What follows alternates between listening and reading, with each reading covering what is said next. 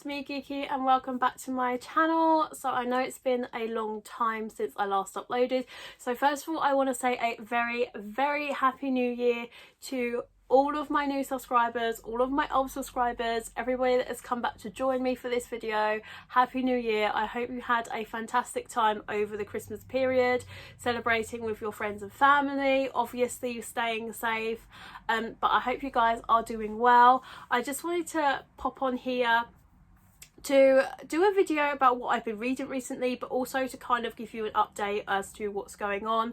If you guys have been following me over on my Instagram account, you would know that unfortunately I tested positive for, I'm going to leave that blank because, you know, YouTube doesn't like that word. And I've been in self-isolation for the last 4 weeks.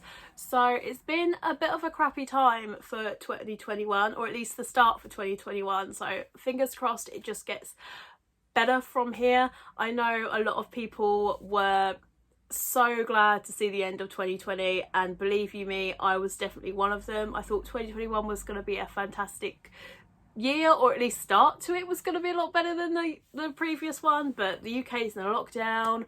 I tested positive. It's been a pretty crappy first start to the year, I'm not going to lie, but since I have been in self-isolation, I have been reading a hell of a lot, and I will say this, the community has kept me going so much. When I was having a really crappy evening, I had a notification pop up on my phone that Boogie Snacks was doing a live stream, and I joined in on the live stream, and oh my god, I had such a great time. His community is so like welcoming, so friendly. Like, I genuinely love his community. They're so lovely, and I also love my community as well, but because obviously I wasn't feeling well and I haven't been doing any live streams or anything like that, being involved in somebody else's, just watching, like, really gave me a big pick me up, and I was so happy that it just was at the right time that it just randomly popped up on my phone.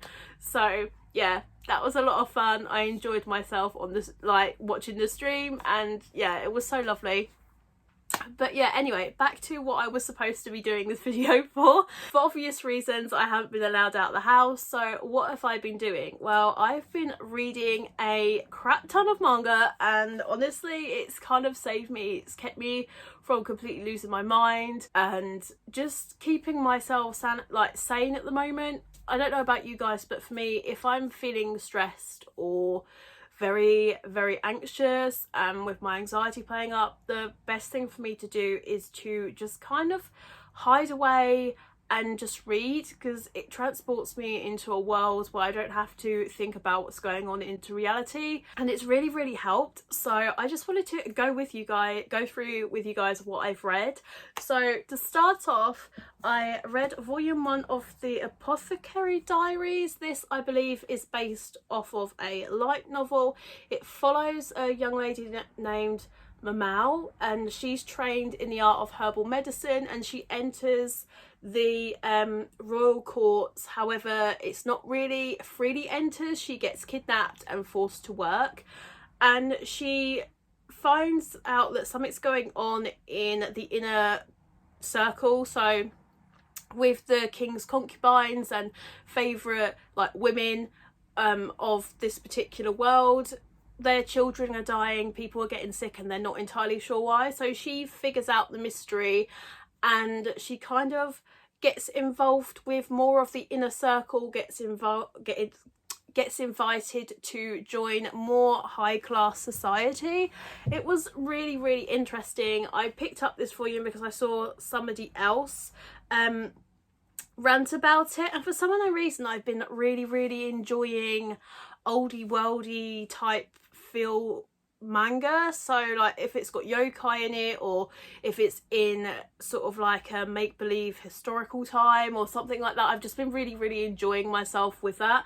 And this actually surprised me. It's by Square Enix, and I think there's only 1 volume out of it at the moment, but I really enjoyed it. The art style is interesting, and this guy here, he's a rather curious character. I'm not quite sure how I feel about him. He's a little bit of a baddie, kind of. I don't know how to explain him. It's interesting. He's an interesting character. I really enjoyed this first volume, so much so that I pre-ordered the second one, so I can't wait to see what happens in volume 2. It kind of leaves off as a little bit of a cliffhanger, but it's really interesting. I would definitely give this a read if you haven't. I believe it's based off of a light novel, and I'm not sure if the light novels are available, but yeah, this was a really good read for me. I would definitely pick it up, or at least give volume 1 a go if you haven't. So this one is a massive chunk, this next series. Oh my god, guys, like, I read volumes 8 through 18 of Jonah of the Dawn, and holy crap, like, I am in love. I want to have a season 2 for this so bad. The anime was fantastic. I absolutely adore this series so much. Jonah is, oh my god, she is amazing for a female lead. Like, I love to see her character growth. Her relationship between her and the 4 dragons are just astounding. Like, I absolutely love it. It just warms the cockles of my hearts, guys. You literally have no idea. And I've literally just picked up volume 17 and 18, and they literally came in yesterday, and I ordered them. I read them straight away.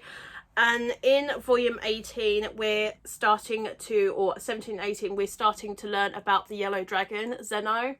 And he is such a sweetheart. Like, there's a certain scene that happens where our guys end up going over the border into the Kai Empire, and certain situations occur, and the village that they're staying in comes under attack, and we finally get to see Zeno in action. And we've kind of seen bits and pieces hinted about him in previous volumes, about his possible powers, and it's only in volume 17 and 18 that we finally see his powers kind of come into fruition a little bit more. But he is such a sweetheart. I feel so sorry for him as a character, and all the other dragons that kind of were a little bit, oh, he's a bit of a kid, like, he's not strong, he doesn't really know what to do, he's just running around making a fool of himself. In these 2 volumes, you see them totally change their mind. Oh my lord, I'm in love with this series, and I can't wait to pick up more. It's definitely gonna be on my wish list for my birthday month, which is February, so it's definitely gonna be on my wish list to pick up some more. But I'm so enjoying this so much. I think next month I'm gonna end up being caught up to date, honestly, because I literally cannot get enough of this.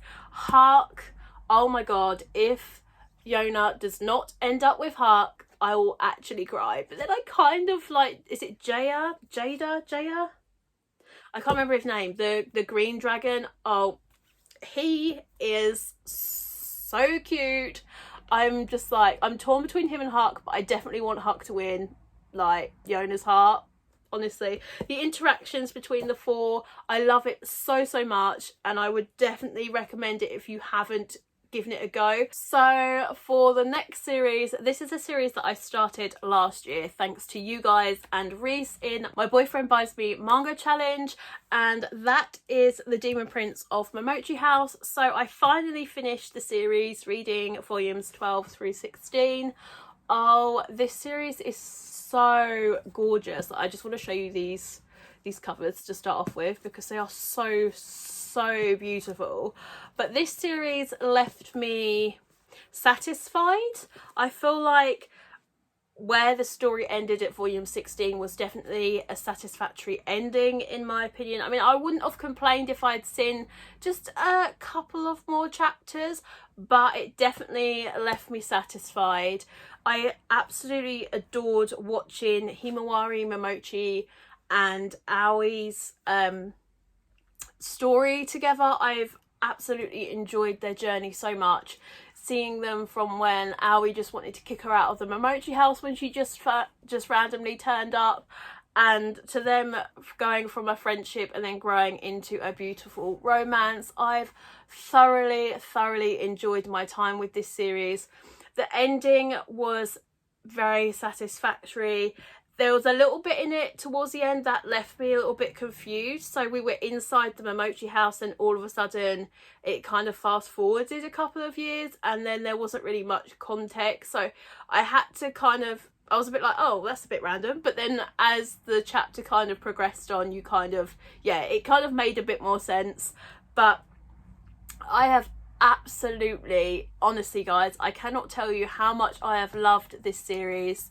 It was such a fantastic read. I just couldn't put, like, I couldn't pick up the next volume. I couldn't pick it up quick enough. Like, I absolutely loved it. The art style is stunning. Like, I really want to find some more series by Ayashoto. So if you guys have any recommendations for Ayashoto, please drop them down in the comment section down below, because oh my god, I have absolutely adored my time with this. You guys know that I love yokai and spirit type manga, so this hit every nail on the head for me. It was just so beautiful. I loved the darker characters that we saw a little bit later on. Like, I just loved everything about this series and I cannot recommend it enough. So moving on to the next series. This is a series by an author that I recently got into in 2020, I think it was. I picked up the series that is just behind me, and I kind of have like a dedicated half a shelf just for this mangaka because I love her work that much. And this series is a series that is becoming increasingly hard to find because some of the volumes are out of print, and I was lucky enough for one of my friends here on YouTube to send me one of the volumes, the only volume that I was missing, and that is volume 6. But I have read volumes 6 through 10 of Strobe Edge. Oh my god. So we've gone from literally a series where I felt so satisfied with the ending to a series where I wanted more. Like, when we got to that last panel at the end of volume 10, I was literally just like, oh my god, we've spent 10 volumes getting to this point. I need to know what happens. Like, I need to know like what happens in our two main protagonists like lives. I don't want to say too much because obviously it's complete and I know what happens, but it's probably inevitable what's going to happen because it is an Aosaki Saka and it's a romance, so it's kind of inevitable as to what's going to happen. But I don't want to give too much away, but I absolutely loved this series. Oh my god, like, the last chapter at the end just did not leave me satisfied at all. I was so happy that there was a bonus chapter in volume 10 that gave us a little bit more context. You saw our two main protagonists go out on a date and it was fantastic and I loved to see it. I wanted to see more of this. I'm so upset that they were just finished at volume 10, but then I kept thinking about this and I was like, but if they continued the story, would the story have been that great? Because obviously the angst of, is she going to end up with our main protagonist? Is he going to fall in love with her? Like, I don't know, but I feel like this was a series that I just wanted more, and I wish Aosaki Saka gave us more than 10 volumes. But I was so happy with how it actually ended. Like, oh, I feel like this is probably my favourite Aosaki Saka work. However, I haven't finished reading what I have of Love Me Not or Our Horror Ride, but from what I've read, I think this is possibly my favourite. I can understand why people may not like it because of Nina Kai, when she first starts to like our main protagonist Ren, he has a girlfriend, so I can understand why people may not like it and shy away from it. However, oh my god, if you can pick up that volume 6, definitely give this series a go. It was so heartwarming, so cute. I just could not get enough and I definitely recommend this. So next up is a series that I ordered just before Christmas, but it went out of stock on Amazon and I couldn't wait to give it a go because I've seen Margaret from Marguerite's manga absolutely love this series, and it kind of maybe a little bit curious, so I picked up the first volume, and then as soon as I read volume 1 I just had to read volume 2, and that is Kiss Me at the Stroke of Midnight, volume 1 and volume 2. This was such a cute read. Now I believe it finishes at 11 volumes or 12 volumes, I can't remember exactly, but I absolutely adored this. This was so cute. I love the art style. The art style was so up my street, like the giant eyes, the beautiful guys, like look at him, he's cute as hell. But the only thing that I will say about this, if you don't like an age gap romance, this is definitely not going to be for you, because we've got our main female here, she is a high school student, and our main guy here, Kaede, he is an idol and he's in his 20s. He's a little bit of a weirdo as well, so I know people aren't going to like this because he has a fetish with bums. Now for me, I don't think that that's bad. I think it's quite amusing. This is like a manga, so like yeah, I honestly don't mind it at all. I find him quite amusing, and I feel like he's got a lot of story, like there's a lot to find out for him and his backstory. He used to belong to an idol group, and for some unknown reason he left the idol world, and he's now like an actor. He's not a singer anymore, so I'm kind of curious to find out what happens next. Volume 2 left me with kind of a cliffhanger with Hinako. She was at Kaede's house, and one of the former band members arrives, and yeah, I'm kind of curious to see what happens next in volume 3. I really enjoyed this. Let me know if you've read this down below, and let me know your thoughts, because I know people are put off with the fact that Kaede has an obsession with bums. I think it's quite amusing. As I say, I think it's quite amusing. I don't find it offensive. I think it's quite funny, but I know and understand that some people would find that a little bit off-putting. But I've really enjoyed this. Can't wait to pick up volume 3 probably next month. But yeah, let me know what you think of this series down below. So for the final series that I read, I literally binge read these 3 volumes yesterday as soon as they came in the post, because I was waiting on volume 3 before I could read 4 and 5, and that is Living Room Matsunagasan. Now this is another age gap romance. I read volumes 3, 4 and 5. Oh my god, Matsunaga-san is the finest looking anime character I've seen in a very long time, other than Hug. I mean, Hug is beautiful as well, right? But he is beautiful. Like, he is such a sweetheart. I literally can't stop but let my heart melt with this series. This, as I said before, this is an age gap romance, but there is no power play that I've seen so far in this. I know in some age gap romances it's like, could be like a bit of a blackmail, like, or it could be an arranged marriage or something along those lines, where our female doesn't really get much of a choice. Whereas in this, there is freedom between these two. That she is falling for him and he is starting to kind of fall for her as well. Now it's just so beautiful. Our main character, Miko, she moves into her uncle's boarding house because her grandma is sick, and her grandma's moved in with her parents, and her parents are looking after the grandma. So she's moved out to be a little bit more independent and to kind of give her mum a rest. So she moves into her uncle's boarding house and meets Matsunaga-san. The first encounter between these two is so funny because she thinks that he's a creep because he's like a weirdo outside the apartment building that they're staying at. But it's just so cute. Like, I cannot get enough. Matsunaga-san is such a beautiful character. The interactions between Matsunaga-san, Miko and the rest of the adults that are living in this boarding house is so cute. Volume 5 kind of left off for me as a cliffhanger. Miko has invited Matsunaga-san to the school festival, and the school festival, he's kind of like, no, I can't really go. They can't really have like a 28-year-old random guy turning up at a school festival. It's a bit creepy. But he turns up and asks if he can spend some time with her. and in the background a teacher is lurking and sees this interaction. You'll find out who this teacher is in volume 5 and what kind of relationship this teacher has with Miko and Matsunagasan. But it's, oh my god, it's so cute. So much so that I pre-ordered volume 6. I just cannot get enough of this.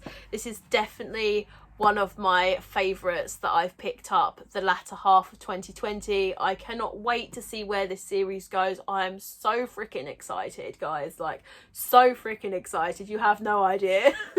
But yeah, so that is everything that I've read since probably the 1st of January, maybe a little bit before.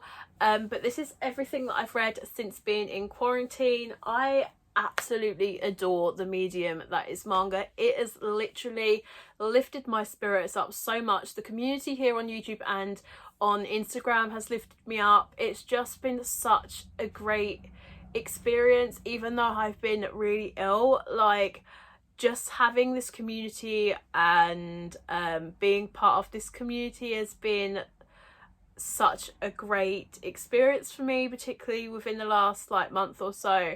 You guys have kept my spirits up so much. The lovely interactions that I have with you guys on Instagram, the messages here on Facebook, like everything, it's just been such a great couple of weeks, well, couple of months even, or year, because I think I've been on YouTube for over a year now. I don't know, I can't remember. But I've just enjoyed my time so much, and you guys are so amazing. I love you guys so much. Thank you for lifting my spirits, specifically the last couple of weeks. Like, it's been awful.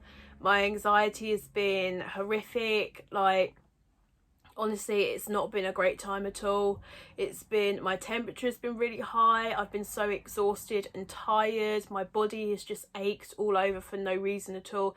It's been horrific, but this community has genuinely kept me going, and I am so appreciative for you guys, and I literally love you guys so much. Like, you literally have no idea how difficult it's been, particularly the first couple of weeks of 2021. It's been really hard, and yeah, I'm just so grateful. I know I keep saying I'm so thankful and so grateful, but I genuinely am. Like, it's been really tough. But yeah, thank you guys so much. But yeah, thank you guys so much for everything. I'm so grateful to you, so yeah, thank you. But yeah, that was everything that I read in my 2 weeks or almost 4 weeks of isolation. I hope you enjoyed this video. I hope that you enjoyed the explanations of what my thoughts were or whatever. I'm really not very good at articulating my words, so yeah, I hope that you understand. I'm so sorry. But yeah, let me know what you guys have been reading down below in the first couple of weeks of January. Also, let me know what new series you're excited to be coming out this year. I am super excited for Orient. I've got that pre-ordered and cannot wait. Also, I'm curious about mint chocolate. That has got me curious. It kind of reminds me of Marmalade Boy with the premise that I've read, so I'm super excited to have a look at that. There's a couple of others, but I can't think of them right off the top of my head. I'm still waiting on Mermaid Saga.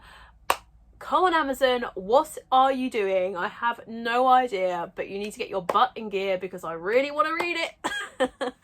But yeah, let me know what you guys are enjoying reading, what you're looking forward to coming out the first part of 2021. I'm super curious. Let me know what you think of this video. If you liked it, give it a thumbs up, a like, and subscribe to my channel. Don't forget to hit the notification bell so you know when my new videos drop. Yeah, take care guys. See you in the next one. Bye.